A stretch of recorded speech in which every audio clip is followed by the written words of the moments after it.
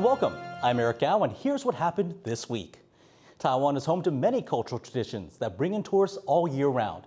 But activists are now drawing attention to the threats that climate change is posing to these customs. Sally Jensen has more. A colorful, noisy procession winding its way through Taiwan's heartland. The Dajia Mazu parade is one of the country's biggest traditional events. Tens of thousands of people accompany a statue of the sea goddess Mazu on a 9-day pilgrimage every year in central and southern Taiwan. But extreme weather caused by the climate crisis is threatening the future of this centuries-old ceremony. 我有点习惯说妈祖下雨的时候会下雨，这张几率很高啊，但是连续4年都没有。因为全球暖化的关系，气温上升的话，其实对热伤害的预期病患的人数会增加。 Greenpeace and other local leaders have gathered in Taipei to bring attention to the severe impacts of the climate crisis and the areas of the country most affected by it. They've released a report outlining other cultural icons at risk. One of them is Lugang Old Street, a well-known tourist hotspot in southern Taiwan. Its committee leader is calling on the government to do more to protect the future of her community, which has seen an increase in severe floods in recent years. 就1天淹2次，经过了这么多少次的一个水灾，我们真的很难过。你没有身在其中，你无法去理解我们的难受。 Globally, indigenous people are among the most vulnerable to the effects of the climate crisis and ecological destruction. And those in Taiwan are no exception. The Zhou people in the country's central mountains are worried that droughts are affecting their culturally and economically important plants like fig and bamboo. 我们其实一直身在一个不确定的未来，这种不确定跟气候的变迁是直接的关系。 Taiwan's government recently enacted a net zero law, which aims to cut the country's greenhouse gas emissions, the root cause of the damage. But activists say the country's politicians need to do more to show their commitment to people and the planet. 各地的民众都是越来越在乎这个议题的，从美国、澳洲、英国都出现了为气候投票的趋势，就是选民越来越关心候选人有没有积极的气候跟减碳的政策。 Many indigenous and traditional cultures around the world are already feeling the impacts of the climate crisis. Activists here in Taiwan hope that by getting the public's attention, they can push the government into action so that these diverse and colourful cultures can continue long into the future. Howard Zhang and Sally Jensen in Taipei for TaiwanPlus. In other efforts to preserve local cultures, a modern Hakka music performance was held at Taipei Music Center, meant to help draw attention to the language. Yu Jing Huang has more.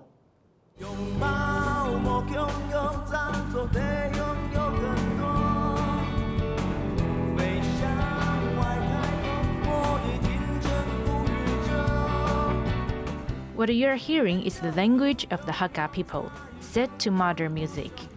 Hakka band Zishen and Sto Chen created the music with the help of artificial intelligence to showcase and raise awareness of their mother tongue. They were joined by 17 other performers, most of whom are also Hakka, at Taipei Music Center over the weekend. The event was a celebration of the 20th anniversary of the Hakka TV ethnic television station, which was first set up to promote the struggling language.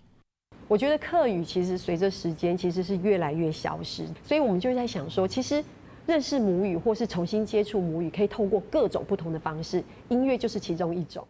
There are more than 4.5 million Hakka people in Taiwan, but only 38% of them speak the language fluently. That's largely because of political oppression from the 1940s to the late 1980s. At the time, the authorities deemed speaking Hakka, Taiwanese Hokkien, or any other indigenous language as out of line with the national identity set up by the authoritarian government. But in today's free and open society, both older and younger singers are working together, hoping to bridge the linguistic gap between generations. 资深的带新的，花甲带少年哦，一代一代，希望把这个好听的客家歌曲继续传承下去，而且鼓励年轻的客家人啊，可以起来创作，唱自己的母语，这样。 Semoy anjan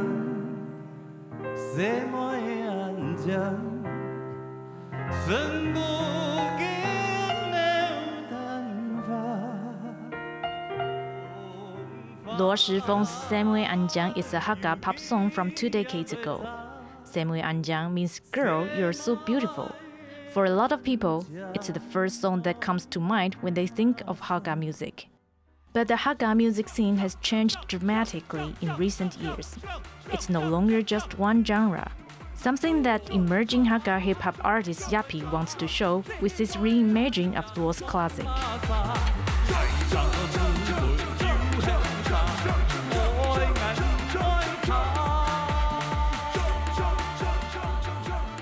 我就选择用了现在我擅长的音乐风格 drill， 然后结合 Jersey 变成一个 Jersey drill 的感觉，然后在歌词的部分做了一个 Semue Anjiang 的延伸，就是现代人怎么去追女孩子。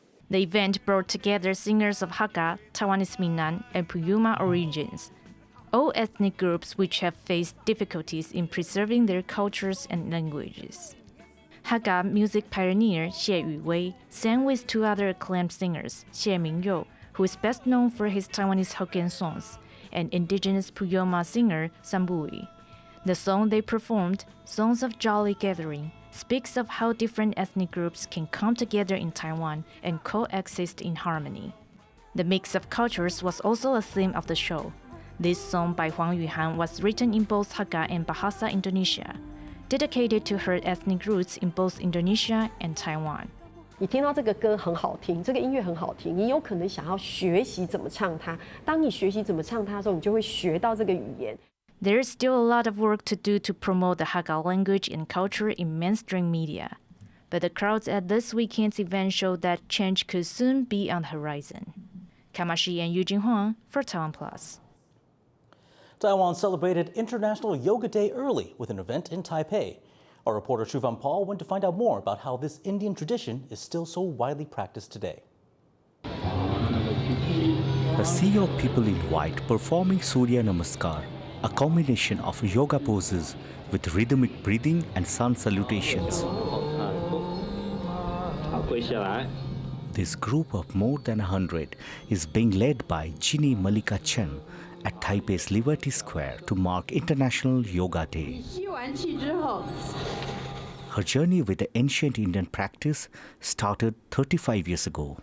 At the beginning, I played the role as interpreter on the stage to translate all the speeches from the master to all the students. She says yoga transformed her life, sending her on a new career path and giving her a new name. Malika means adjustment, the white flower. My guru, Sri Swami Satchidananda, he said to take the pure and the white of everything inside you. The Taiwanese yoga guru talks about understanding one's inner self. But these days, the 1,000-year-old practice has gone beyond the realm of spiritualism to enter the domain of diplomacy. Yoga has been one of India's most prominent cultural exports for decades. But since Narendra Modi became the Prime Minister of India in 2014, his government has been campaigning and promoting yoga as part of its soft power push. The day was marked by the de facto Indian mission in Taiwan as well. Taipei and Delhi do not have official diplomatic ties, but with its widespread participation in yoga, Taiwan has joined one of the world's biggest movements and opened another avenue for exchanges with India. The International Yoga Day has been celebrated now for 9 years, but thanks to the pandemic in the last 3 years, we have not been able to hold this in this scale or at an open space. But luckily, this year we were fortunate to bring everyone together and to do it in a appropriate scale. Beginners also tried their hands at the practice. For film producer Ivy Shen, it was an opportunity to try a few poses while promoting her Indian movie, which will be released in Taiwan at the end of July. Because I'm not a yoga person in regular life, so for me it's quite a surprise that I enjoy a lot. The theme of International Yoga Day this year is One Earth, One Family, One Future. At a time when Taiwan is diplomatically isolated from much of the world, it has given the country an opportunity to strike a pose on the international stage. Suing Ling and Shubham Pal for TaiwanPlus. Calling all tropical princesses, your sandcastle awaits on a beach near Taipei. Sculptors from across Asia have braved sun, wind, and rain to bring the coast a little fairy tale magic. Joyce Sung was there. It's not your average sandcastle.